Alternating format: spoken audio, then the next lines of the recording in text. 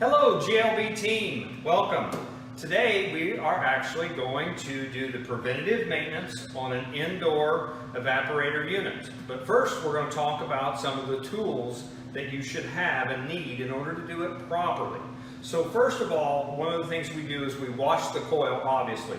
These little units here are a little pressure washer, portable battery operated unit to wash the coils. It allows you not to have, hoses or anything. Very clean way of doing it. I recommend every property getting one. Next off, you're going to need a little CO2 flush tank for flushing your condensate line. Very important. You'll need a meter. You'll need a multi-screwdriver, and you'll need a little step ladder. Outside of that, that is literally all that you need in order to service the indoor unit. We'll see you next.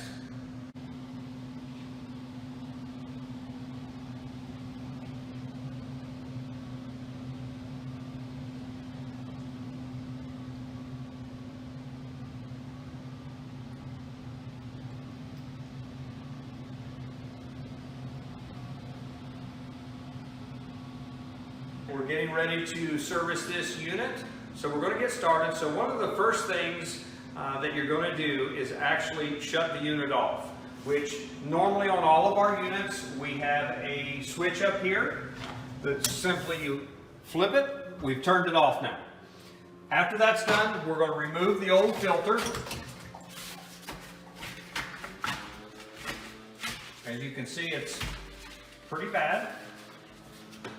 Okay, so next, we're going to clean this coil. It's very important that we get this coil nice and clean. As you can see in this one, it is fairly clean, but we're going to flush it with some sanitizing solution, which is another thing we wanted to mention is the sanitizing solution that we use for our common areas. You can pre-mix into this as well so that when you service this unit, you're actually sanitizing.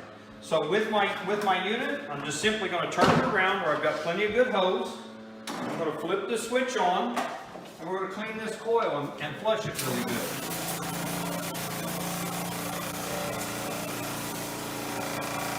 Now what I like to do is really get down in that pan and get all that gunk off of there.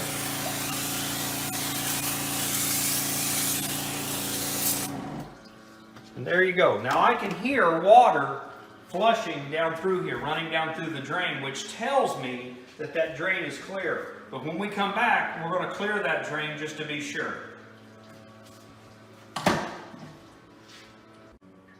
All right, so the next step on this is we're actually going to clear this drain. Very important.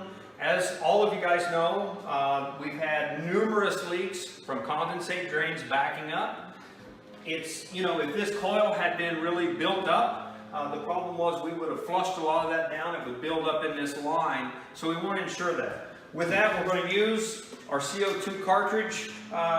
Some of you guys have a little handheld one. I recommend you get the bigger one. Pull the hose. Okay, you're simply going to have this.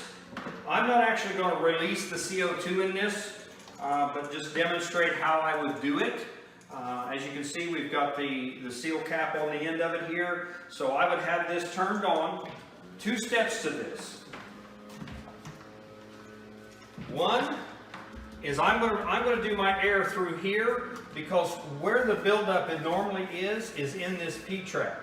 But if I don't do it correctly, it's going to blow back into this. So what I do is I put my finger back in here and plug the hole. I come here and I squeeze the handle and I blow it through. And I can feel pressure when I do that comes to my finger.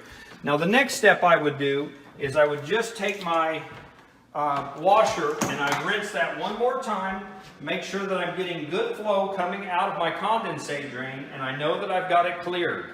So that is how you really kind of clear it. As you can see, it's fast, it's simple, it's easy.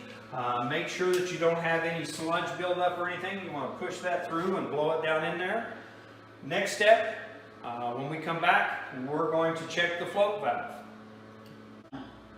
Okay, so now the next thing we're going to do is, it's actually the float switch, not float valve, what I just said.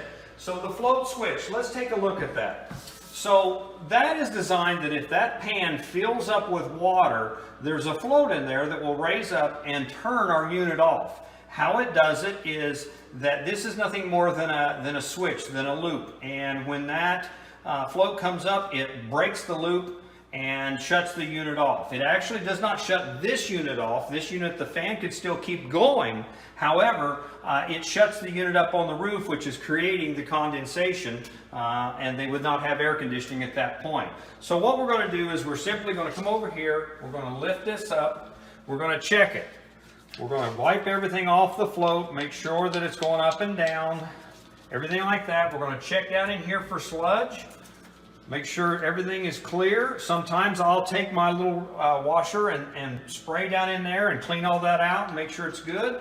That looks good to me. So now we're going to test it. So how I do that is I take my meter, I go to ohms, and if you listen,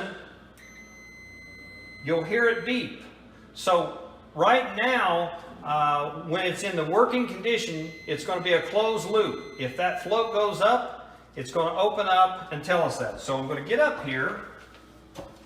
We're going to have this kind of setting like that, or however you do it. But you'll see I've separated these two lines. I take the caps off, and like I said, it's a loop between common. Now it's open because we have it like that. So let's make sure that it's working correctly. So we put it in there. We should, yep, there we go. We're getting the beep. So there we go. So it's closed. So now I turn it upside down, which is simulating that it's full. Nothing. It's working correctly. We now know that our float switch is working correctly. And this is the most important part of servicing the indoor unit, is this float switch. We've had numerous leaks where that has failed. It's not shut the unit off. Water has accumulated and built up, ruined the sheetrock, ruined unit below.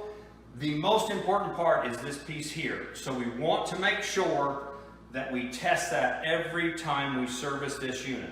Now we're just going to reinstall it, okay? We should be good. We'll put wire nuts back on that. We'll install our air filter back in. We'll flip our unit back on, and we will be good to go. And we will see you next time on one of our how-to videos. Thank you.